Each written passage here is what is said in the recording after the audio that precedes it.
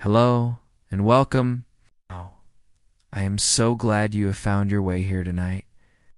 We are about to set out on a long, slow journey together, a journey designed to quiet your mind and help you drift into a deep and peaceful rest.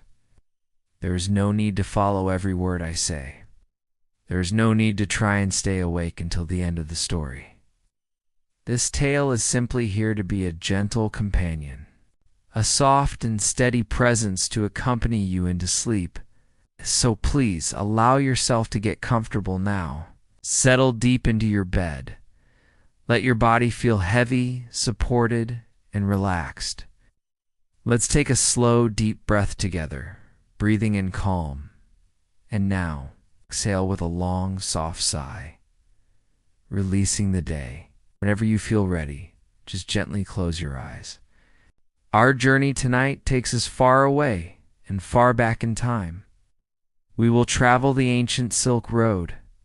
We will walk beside the patient camels, feel the warmth of the desert sun, and rest under a blanket of brilliant stars.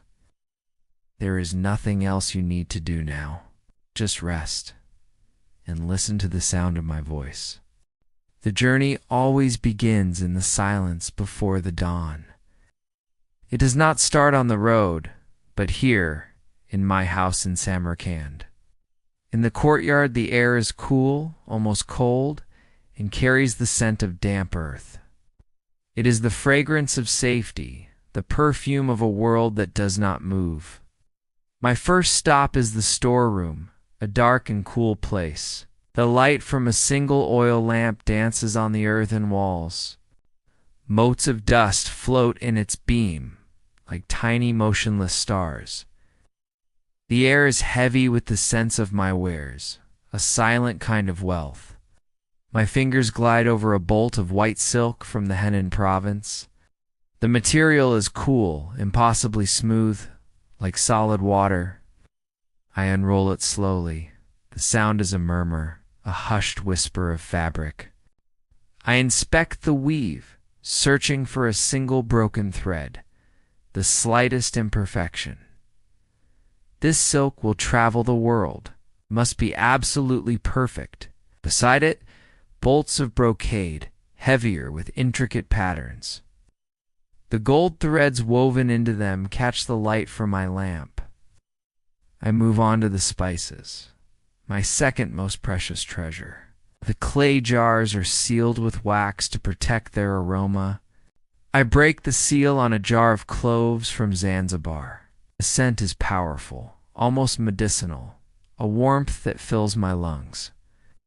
I check the peppercorns, hard and wrinkled like old seeds. Each scent is a map, a geography of the senses. My son helps me, his young hands packing each jar in dry straw. His movements are slow, imitating mine, a silent apprenticeship. He is learning that the care taken here will ensure profit thousands of miles away. Outside, the day is barely breaking, painting the sky a pearl gray. The camels are already standing, their breath forming small clouds in the cool air. They are creatures of patience. Their large, dark eyes seem to understand everything. I approach Alton, my lead camel, the veteran of 10 journeys. I speak to him softly, my hand on his coarse, warm neck. I check his teeth, his gums, a sign of good health. Then I lift each of his feet, inspecting the wide, calloused pads. An injury here in the middle of the desert would be a sentence. My men inspect the leather harnesses that I had oiled last week. The leather smells strong, a scent of work and dependability. We test every metal buckle, every strap, every seam. Nothing is left to chance, for chance is the merchant's greatest enemy. The loading begins, a science of balance and patience. The crates of ceramics, heavy and fragile, are placed at the very bottom. The silk, light and precious, is placed at the top, wrapped in thick canvas. The weight must be distributed equally on each side of the animal. A poorly loaded camel is a camel that will suffer and slow us down. We work in silence, communicating with simple and precise gestures. The only sound is the creak of leather and the breath of the beasts. The dawn is clear now, revealing the blue tiles of the distant mosques. The city is waking, but our small courtyard remains a haven of concentration. The journey is about to begin, but for now, there is only this preparation. Slow, meticulous, and absolutely necessary ritual. The choice of men is as important as the choice of goods. Today, I hire the guards who will protect our lives. They are not soldiers, but men of the desert from the local tribes. They gather in the courtyard, not speaking, just waiting. I do not look for the strongest or the loudest. I look for the ones with quiet eyes, the ones who watch everything. I approach their leader, a man whose face is a map of the sun and wind. We do not speak of money first. That is not the way. I offer him tea, which my son brings on a tray. We drink together, the steam rising between us. He asks about my family. I ask about his. We speak of the rains, of the health of the flocks. These are the slow courtesies that build a bridge of trust. Only then do we speak of the journey ahead. I tell him the route I intend to take.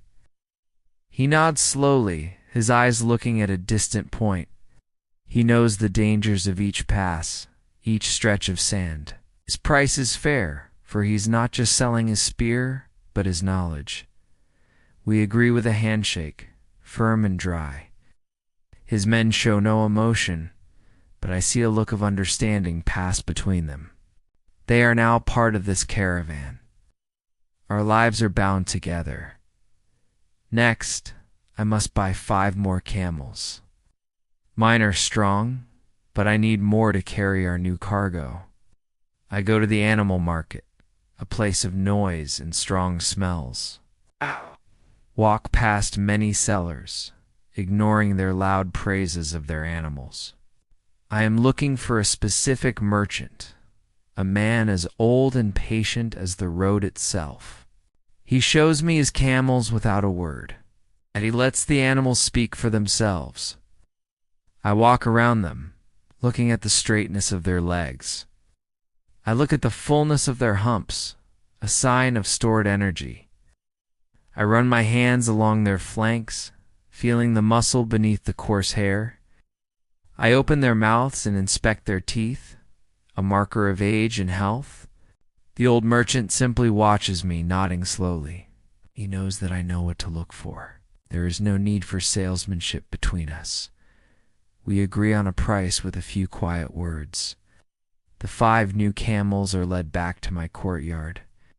They join the others, a slow and calm integration. The beasts are chosen. The men are hired. The components of our small temporary world are now assembled. Every piece has been selected with care and with patience. The foundation of the journey is now set. The last evening at home is a special kind of quiet. The house seems to hold its breath. My wife has prepared the evening meal, as she always does. But tonight, every gesture seems more significant. The table is set in the center of our courtyard, under the open sky. The stars are beginning to appear, faint at first.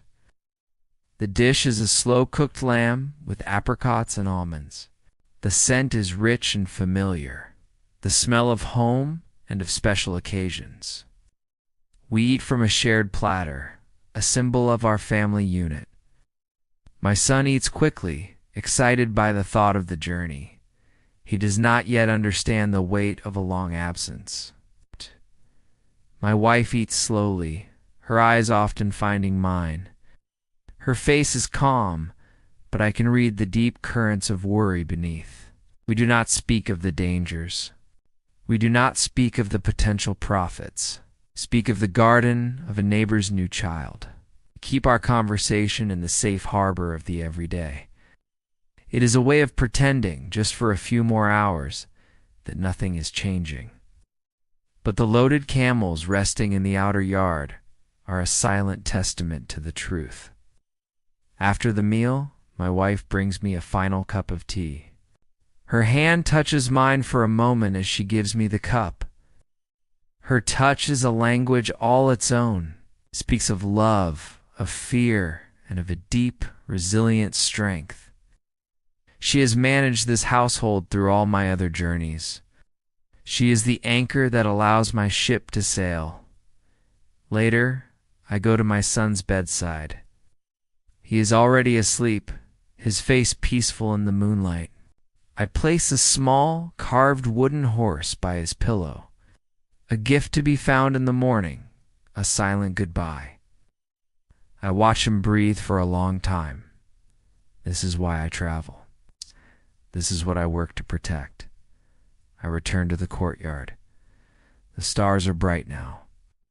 My wife is waiting. We do not need to speak.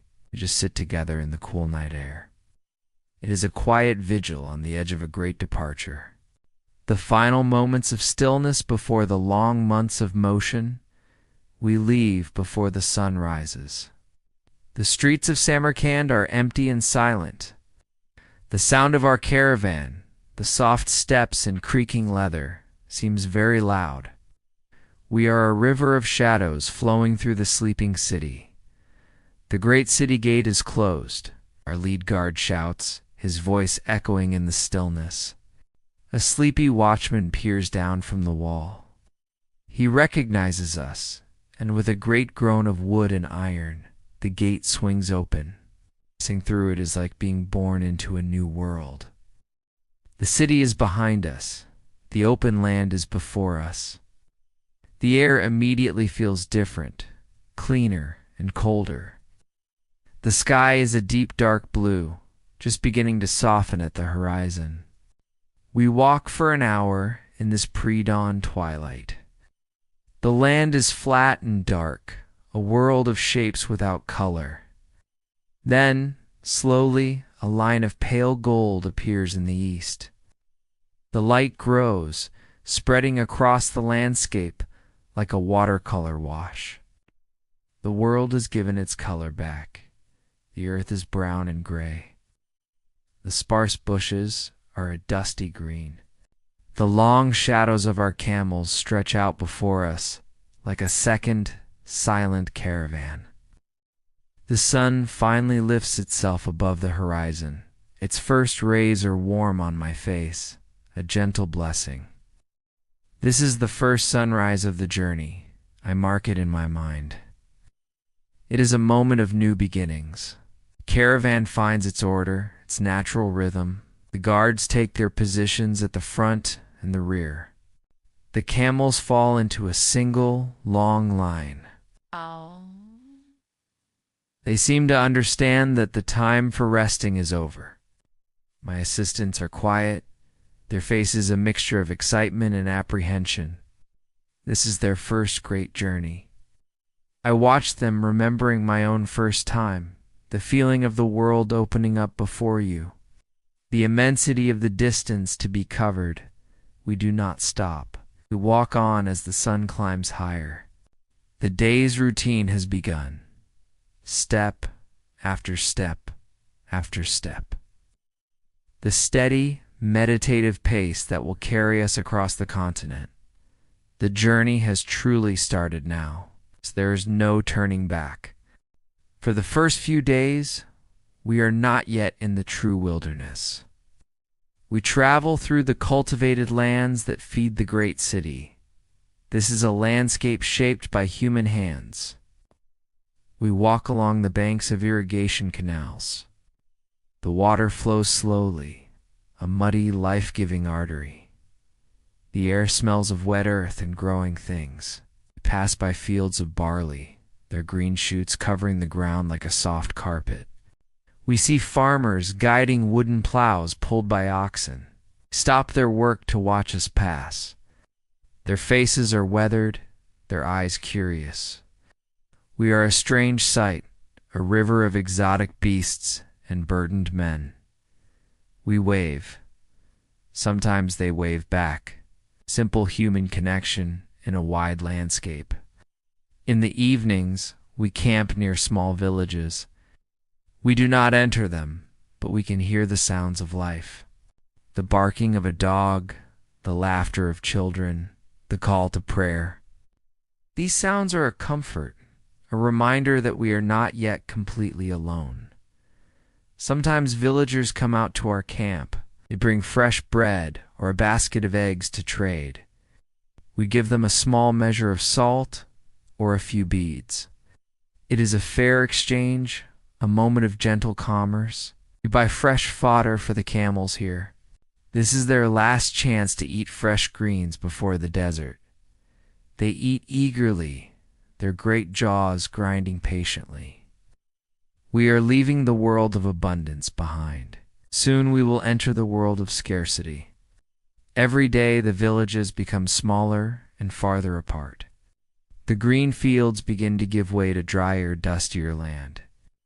The irrigation canals become trickles, then disappear.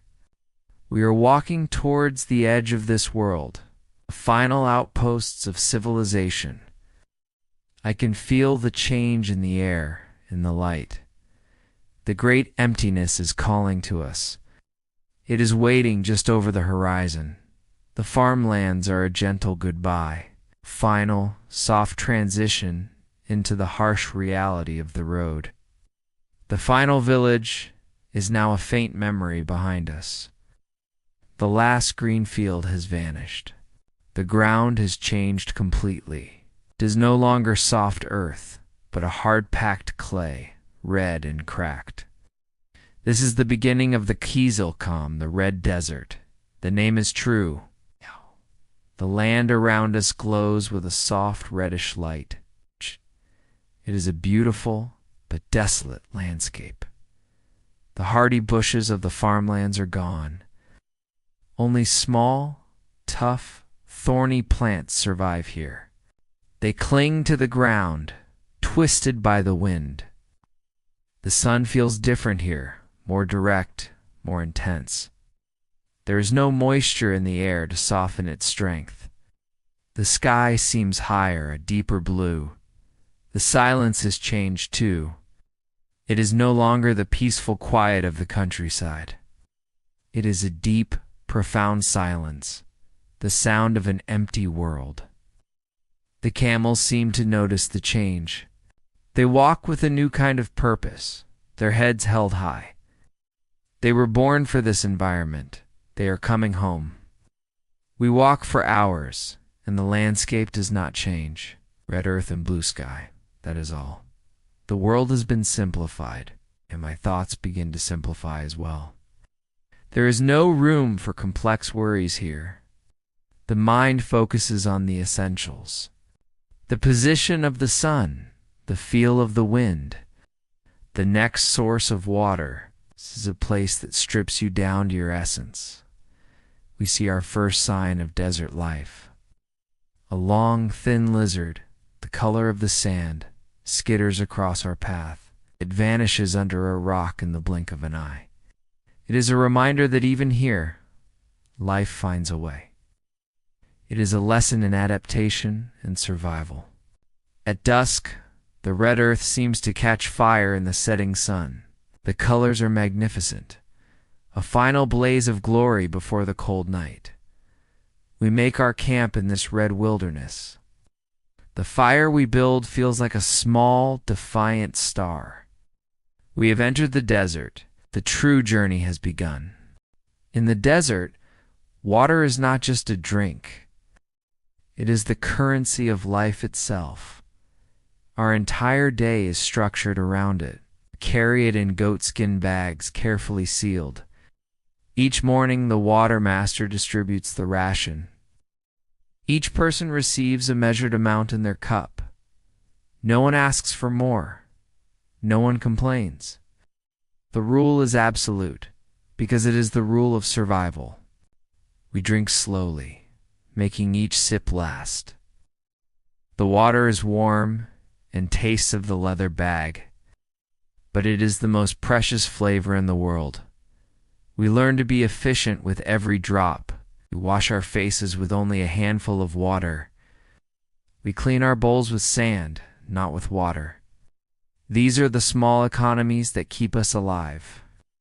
The camels are the masters of conservation. They can drink a huge amount at an oasis, and then they can walk for many days under the hot sun. Their bodies are a miracle of design. We watch them and we learn from their patience. Sometimes the journey takes us to a well. Finding a well is a moment of profound joy. It is often just a deep stone-lined hole in the middle of nowhere. The water at the bottom is dark and still. We lower a leather bucket on a long rope. The sound of the bucket hitting the water is a beautiful music. We pull it up hand over hand, the rope wet and heavy. The water is often brackish, salty to the taste, but it is water, and we drink it with gratitude. We let the camels drink their fill. They drink for a long time, their great necks stretched out. We refill every single one of our water skins. We do not know when we will find the next well. We can never take water for granted. Every night I check the water skins myself. I look for any small leaks, any sign of damage. A leaking bag is a slow death sentence. The science of water is the first and most important science of the desert. It is a hard lesson, but one that is never forgotten. The sun sinks below the horizon, and the heat of the day vanishes with it. A deep cold quickly rises from the desert floor. The desert has two faces, the furnace of the day and the icebox of the night. We build our fire, a small circle of warmth and light. After our simple meal, a deep quiet settles over the camp. This is my favorite time of the day. I walk a short distance away from the fire's glow. I lie on my back on the cool, sandy ground, and I look up. The sky is not black, but a deep, luminous indigo. And the stars, ... the stars are beyond description. They are not thousands, but millions, billions. They are not just points of light. They are a brilliant, shimmering dust. The Milky Way cuts a wide, glowing path across the entire sky. It is a river of light, a celestial road. In the city, we forget a sky like this exists. The city lights hide this cosmic majesty. Here, in the pure, dry air of the desert, the universe reveals itself. I find the familiar constellations, the Great Bear, the Hunter Orion, the Celestial Dragon. They are old friends, my guides in this vast emptiness. I point them out to my son when he travels with me. I show him how to find the North Star, the one that never moves. It is our anchor, our point of certainty in a world of shifting sands. The stars are our map, our clock, and our calendar. I watch them as they slowly wheel across the sky. Their movement is a perfect, silent, and eternal dance. Lying here, I feel a sense of profound peace. My own worries, my profits and losses seem so small. I am a tiny creature on a tiny planet, looking up at an infinite universe. It is a humbling experience, and it is a deeply comforting one. It connects me to my father and his father before him. They all looked up at this same unchanging sky. It is our shared inheritance. I stay there until the cold seeps deep into my bones, and I return to the small warmth of the fire. Ready for the deep, dreamless sleep of the desert. After weeks in the red desert, the landscape changes again. The red sand gives way to a blinding, brilliant white. We have reached the salt flats. It is a dried-up ancient lake bed, a vast expanse of crusted salt. During the day, the sun reflects off the white surface. The light is so bright it hurts the eyes. We must wrap our faces completely, leaving only the narrowest slit to see. The world becomes a shimmering, hazy mirage. The ground underfoot is strange. It is a hard, cracked crust of salt crystals. It makes a crunching sound with every step we take. The air tastes of salt, a dry mineral temps on the tongue. There is no life here, not a single plant, not a single insect. It is a sterile, alien landscape. It feels like we are walking on the surface of the moon. The heat is intense, radiating up from the white ground. There is no shade anywhere, not even the smallest rock. We must cross this place as quickly as possible. But we cannot rush the camels. We walk with a slow, steady, relentless pace. The only sound is the crunching of the salt and the whisper of the wind. The caravan stretches out in a long, dark line against the white ground. We look like a line of ants crawling across a vast white plate. The glare plays tricks on the eyes. Distant shapes appear and disappear. We see what looks like lakes of water on the horizon, but we know they are just illusions, mirages created by the heat. We must trust our compass, not our eyes. At night, the salt flats take on a ghostly beauty. The moonlight reflects off the ground, bathing the world in a soft, silver glow. It is so bright we can see our shadows under the moon. It is a beautiful but unsettling landscape. We are relieved when we finally reach the other side, and we see the first signs of brown earth again. The salt flat is a difficult and surreal place, a reminder that the road has many different challenges. It tests not just our bodies, but our minds as well. Scene 10. Arrival in Bukhara. Bukhara is a name that tastes of water and shade. It is another of the great oasis cities of the Silk Road. Like Merv, we smell it before we see it. The scent of green living things carried on the dry desert wind. The sight of its blue-tiled domes on the horizon is a balm to the soul. The city is smaller than Samarkand, but just as ancient. It's narrow. Winding streets are a maze of wonder. We guide our caravan to the main caravanserai near the market. The routine is familiar, a comforting ritual of arrival. We unload the weary camels. We give them water and fodder. We check their health with a careful eye. Then we attend to our own needs. The first is always a visit to the bathhouse. The steam, the hot water, the rough scrub of the attendants. It is a process of purification, of washing away the desert. I emerge feeling like a new man, my skin clean, my muscles relaxed. Bukhara is a center of learning and of craft. I walk through the market, but not just to trade. I go to the workshops of the metal workers. I watch them hammer intricate patterns into silver trays. The sound of their hammers is a rhythmic, creative music. I visit the stalls of the calligraphers and watch them draw elegant lines of script with reed pens. Their concentration is absolute, their hands perfectly steady. I spend time in the courtyards of the great mosques. I sit in the shade of an ancient mulberry tree. I watch the scholars and students in quiet discussion. This city is not just a place of commerce.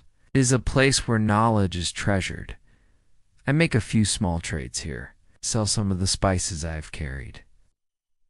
I buy some of the famed Bukharan carpets. They are woven with deep reds and blues, the colors of the desert and the sky. The negotiations are polite, unhurried, and fueled by many cups of green tea. But mostly, Bukhara is a place to rest the soul, to reconnect with the world of art, of learning, and of human creativity. It is a reminder of the civilizations that this road connects. After a week of rest, we are ready to face the road again. The most difficult part of the journey lies ahead, the Great Taklamakan Desert. But we leave Bukhara with our spirits, as well as our water skins, full. The days in the caravanserai are a different kind of work. It is not the work of walking, but the work of mending. We mend our equipment, we mend our bodies, we mend our minds. I sit in the shade of an archway, a needle and thread in my hand. I am repairing a tear in a thick canvas pack cover. My stitches are slow and even, a skill learned over many years. A single weak seam can lead to a lost bale of silk. Every detail matters. The road punishes carelessness. My men are doing the same. One is restitching a leather harness, his hands strong and sure. Another is rebalancing the loads in the wooden crates. The sounds are of quiet, purposeful activity. It's the gentle scrape of a sharpening stone on a blade. It's the soft thud of a mallet on a wooden peg. This is the careful maintenance that ensures our future success. We also resupply our food. The desert ahead is long and unforgiving. We buy bags of barley flour, the staple of our diet. We buy dried meat, salted and cut into thin strips.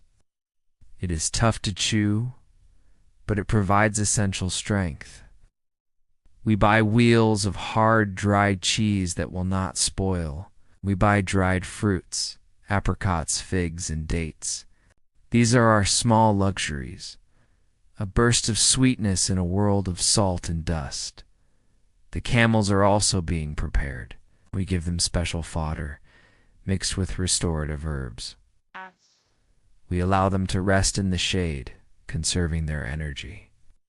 Their humps, which had shrunken on the journey, are now full and firm again. They are ready for the great thirst ahead. The caravanserai is a library of information. In the evenings, I sit with other merchants. We share our knowledge over a glowing brazier. A merchant from Persia tells me of a new tax in the West. A traveler from China describes a new fashion for a certain type of jade. This information is more valuable than gold. It allows me to adjust my plans to make better decisions. We draw maps in the dust with a stick. We debate the merits of different routes. We are a brotherhood of the road, competitors and colleagues at once. We are bound by the shared experience of the journey. After a week, everything is ready.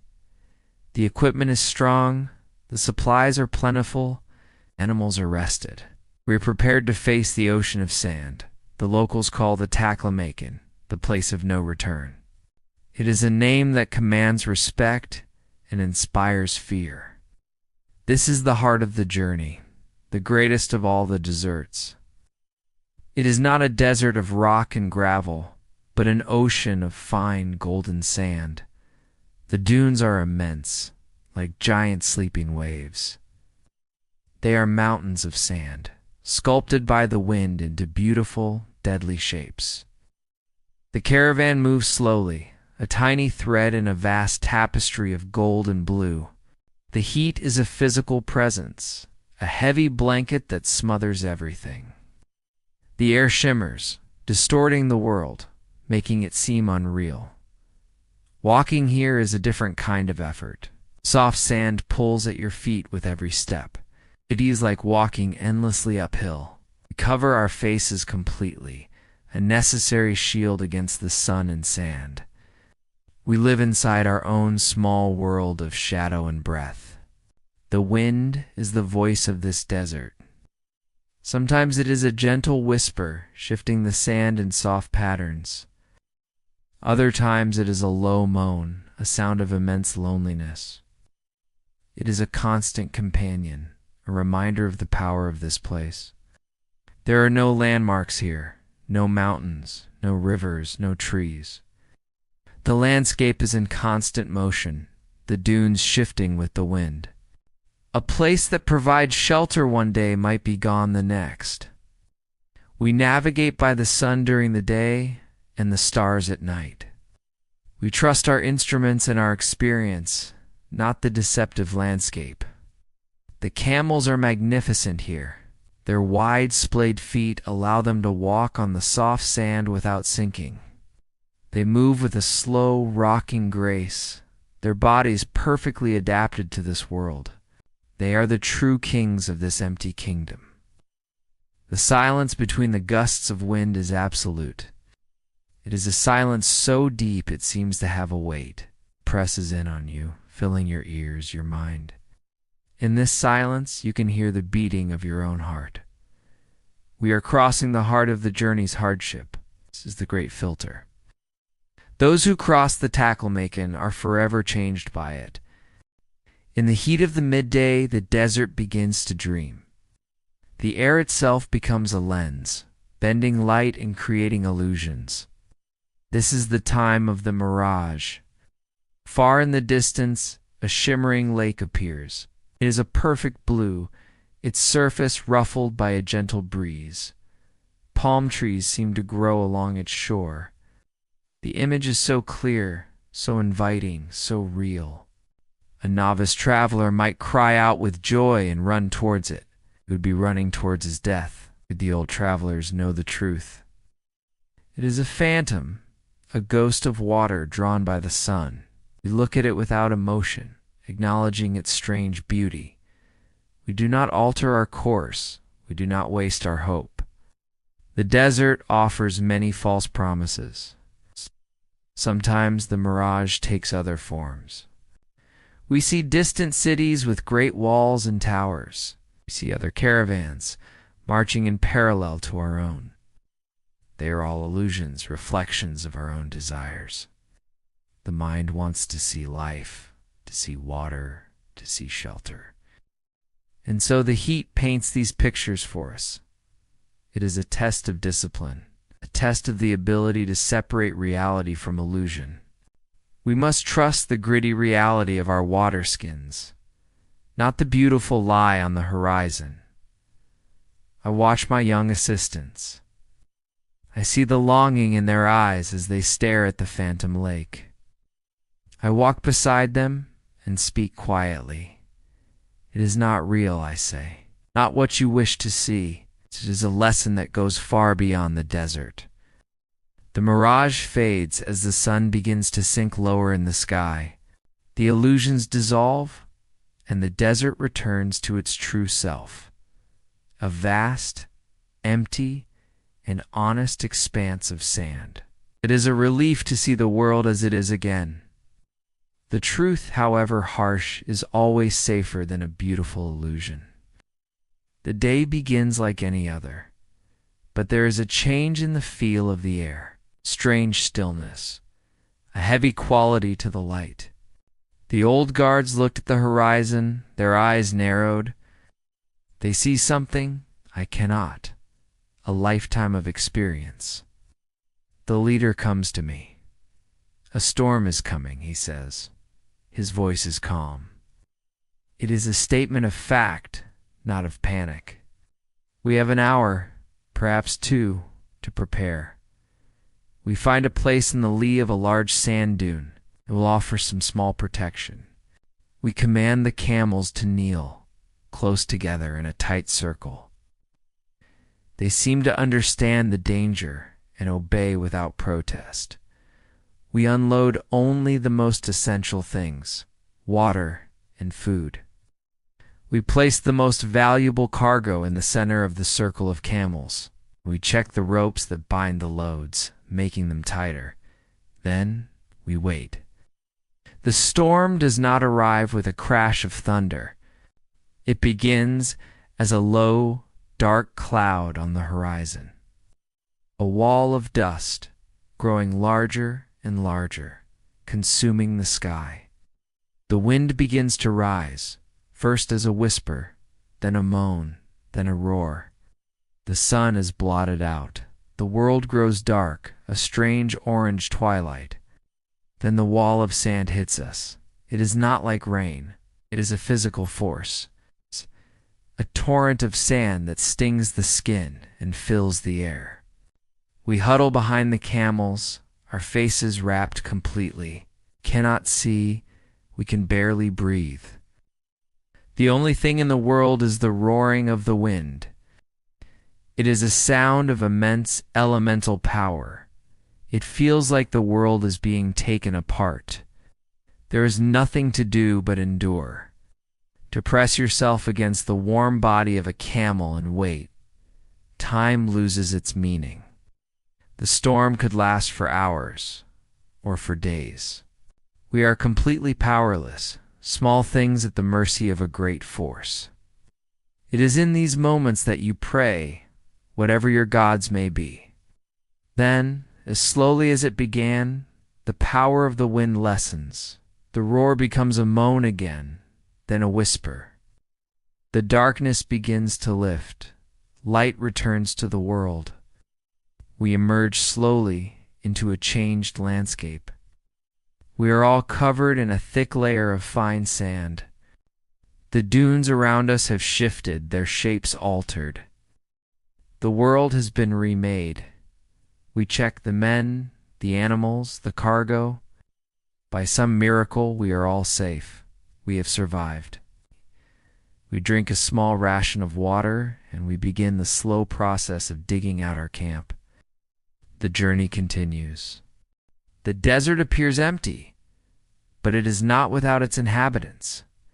You just have to learn how to read its secret language.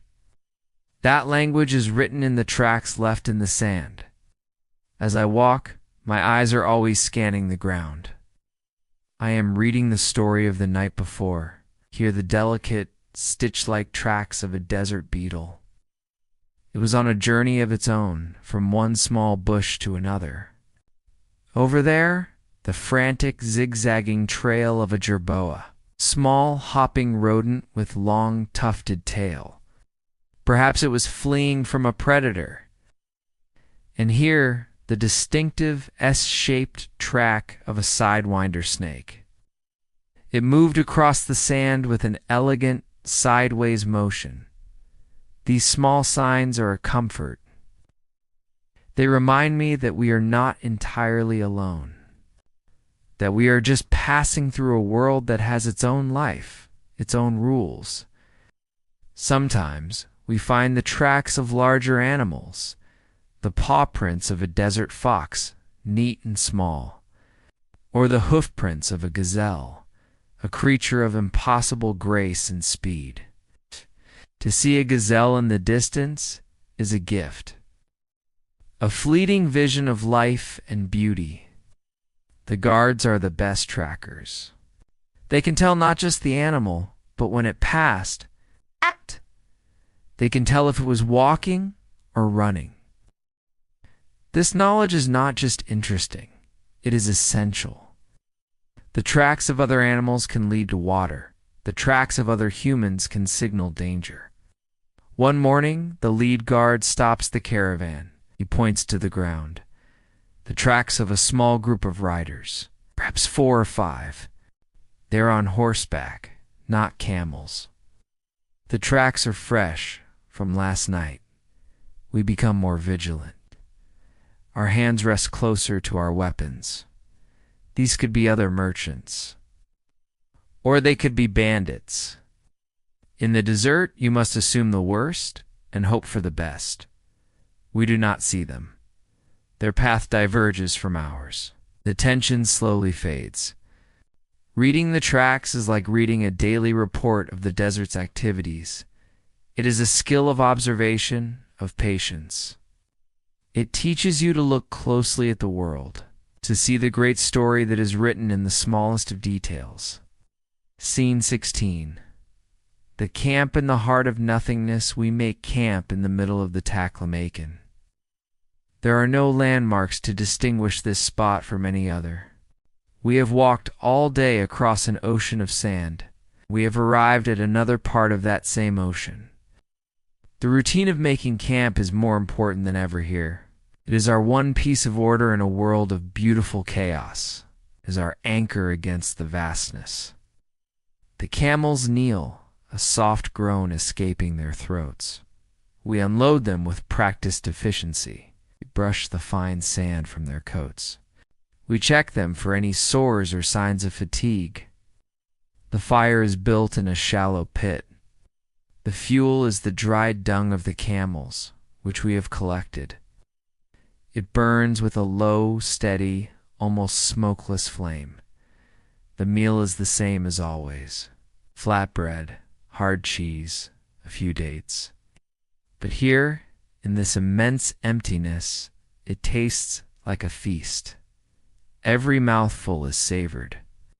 Every crumb is precious. After the meal, there is a deep and profound quiet. We do not have the energy for long stories. Sit and watch the flames, each man lost in his own thoughts. The fire is our small sun, our temporary home. We are a tiny island of warmth and light in a sea of cold and darkness. I look at the faces of my men, lit by the flickering fire. Their skin is dark from the sun, their eyes are tired, but there is a strength in them, a quiet resilience. We have come to rely on each other completely. A bond has been forged between us by the shared hardship. There is a trust that needs no words. The night watch is set. 2 guards on duty do not sit by the fire. They walk to the edge of the darkness and become part of it. They use their ears more than their eyes. They listen for the subtle shift in the sound of the wind, the sound that might signal an approach. I unroll my bedding on the sand. The sand is still warm from the heat of the day. I lie down and feel the vastness of the place surround me. There is no sound but the whisper of the wind. There is no light but the light of the distant stars. It is a strange feeling to be so small, so isolated, but it is not a fearful feeling. It is a feeling of deep peace, of being exactly where you are supposed to be. Sleep comes quickly here. It is a deep and dreamless sleep. It's a perfect rest of a tired body and a quiet mind. After what seems like an eternity, a change begins. It is subtle at first. The sand becomes firmer, mixed with gravel. We see a few blades of tough, dry grass, sign that we are leaving the heart of the desert, sign that we are approaching the edge of life again. A feeling of quiet relief spreads through the caravan. The steps of the camels seem a little lighter. The mood of the men lifts. We have crossed the great ocean. We are nearing the shore. Then we see it, a line of green on the horizon. Not a mirage this time. This one is real. It is the forest of reeds and poplar trees that grows around the oasis of Dunhuang. The sight is so beautiful it brings a tightness to my throat. The color green, I'd almost forgotten its beauty. It takes us another full day of walking to reach it. With every hour, the green line becomes wider and clearer. We begin to see birds, hear their calls, a sound we have not heard for months. It is a music that signals our return to the living world. We reach the first stream of fresh water. We stop and let the animals drink. We kneel and splash the cool water on our own faces. It washes away the dust and the weariness. Dunhuang is a major crossroads, a gateway between China and the West. It is a place of great strategic importance. As we get closer, we see the signs of human activity. The watchtowers of the Great Wall's western end, the fields and orchards of the oasis farmers. The road becomes wider, more traveled. We pass other caravans, some heading west, as we head east. We exchange the traditional greeting, a silent nod of respect. We are all part of the same great river of trade. The city itself is bustling, full of soldiers, merchants, monks, and farmers. It is a shock after the profound silence of the desert, but it is a welcome shock. It is the sound of life, of community, of civilization. We have arrived. We have made it through the fire. The hardest part is over. A deep sense of accomplishment settles over me. It is a quiet, internal feeling of pride. We have faced the worst the road can offer, and we have endured. Before we conduct our business in Dunhuang, we make a pilgrimage. A short journey from the city lies a cliff faced by a river. This is the site of the Moga Caves, the caves of 1,000 Buddhas. It is a sacred place, a library of art and faith carved from the rock. We leave the camels and the cargo behind. We approach the caves on foot with a sense of reverence. The face of the cliff is honeycombed with hundreds of openings. Wooden walkways and stairs cling to the rock, connecting them. A monk in a simple robe greets us at the entrance. His smile is peaceful, his movements are graceful. He leads us to the first cave and unlocks a heavy wooden door. We step from the bright sunlight into a cool, hallowed darkness. As my eyes adjust, the cave reveals its treasure. Every surface is covered in magnificent paintings. The walls, the ceiling, everywhere you look. The colors are vibrant, blues made from lapis lazuli, greens from malachite. The paintings depict stories from the life of the Buddha. They show celestial musicians, graceful dancers, and powerful guardian figures. The detail is incredible, every line painted with a devoted hand. In the center of the cave, a large statue of the Buddha sits in meditation. His face is the very image of serenity. A feeling of profound peace fills the space. The monk guides us from cave to cave. Each one is a unique jewel. Some are small and intimate, meant for private prayer. Others are immense, with colossal statues that reach up to the high ceiling. I am not a man of the Buddhist faith, but I am deeply moved by the power of the devotion here.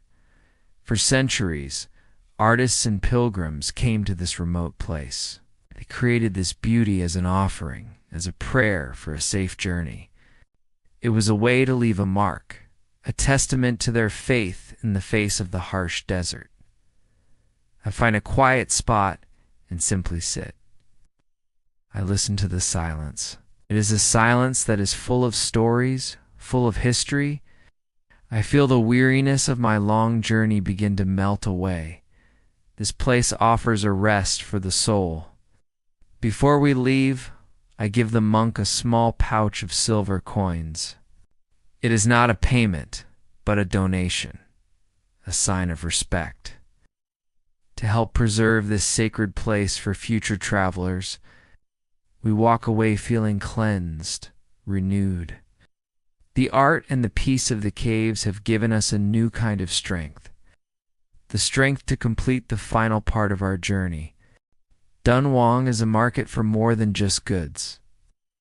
It is a market for ideas, languages, and cultures. I spend 2 weeks here, a busy and productive time. My first task is to sell the goods I have carried from the West.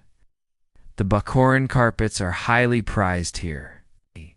The Chinese nobles love their rich colors and geometric patterns. I meet with a wealthy merchant in a quiet tea house. We do not display the carpets in a dusty market stall. We unroll them one by one on the clean floor of a private room. We admire the craftsmanship together. The negotiation is a long, slow dance of numbers and compliments. We both know the value of the goods. It is a matter of finding a price that preserves both profit and honor. We finally agree, and the deal is sealed with a cup of the finest tea. I also begin to purchase the goods I will carry back on my return journey. This is the main purpose of coming to the East. I seek out the dealers of silk, the most precious of all cargoes. I inspect the bolts with the eye of an expert. I feel the weight, the texture, the quality of the dye. I buy bolts of plain white silk, the raw material for the workshops of the West. I also buy embroidered silks, works of art in themselves. Then I seek out the paper makers. Chinese paper is a marvel, thin, strong, and smooth. It is a technology that is still a secret in my part of the world. I buy reams of it, a valuable and lightweight commodity. I also purchase porcelain bowls. They are delicate and beautiful, painted with images of dragons and landscapes. They must be packed with extreme care for the long journey home. Each transaction is a slow ritual. It requires patience, knowledge, and an understanding of human nature. I do not just trade goods, I build relationships. The merchant I deal with today may be the one who helps me on my next journey. Reputation is a merchant's most valuable asset. When my business is done, my new cargo is carefully loaded onto the rested camels. The caravan is heavy again, laden with the treasures of the East. We are ready for the final stretch. The road to the imperial capital, Chang'an, the road from Dunhuang to Chang'an is different. This is the imperial highway, the main artery of the Chinese Empire. The road is wider and better maintained. We are no longer in the wilderness, or in the heart of a great civilization. We pass by watchtowers and military garrisons. We see soldiers in armor, a sign of the emperor's power. The land is fertile and green. We travel through fields of wheat, millet, and rice. The villages are frequent and prosperous. The feeling of danger is gone, replaced by a feeling of anticipation and a deep weariness. The journey has been long. My body aches. My mind is tired of the constant calculation and vigilance. I dream of a soft bed, of a meal that is not cooked over a campfire. I dream of the faces of my wife and son. These dreams pull me forward. The days take on a new rhythm. It is no longer a struggle for survival. It is a steady, relentless march towards the final destination. We pass through many towns and cities. Each one is a world of its own, with its own market, its own temple. But we do not linger. Our eyes are fixed on the great prize at the end of the road.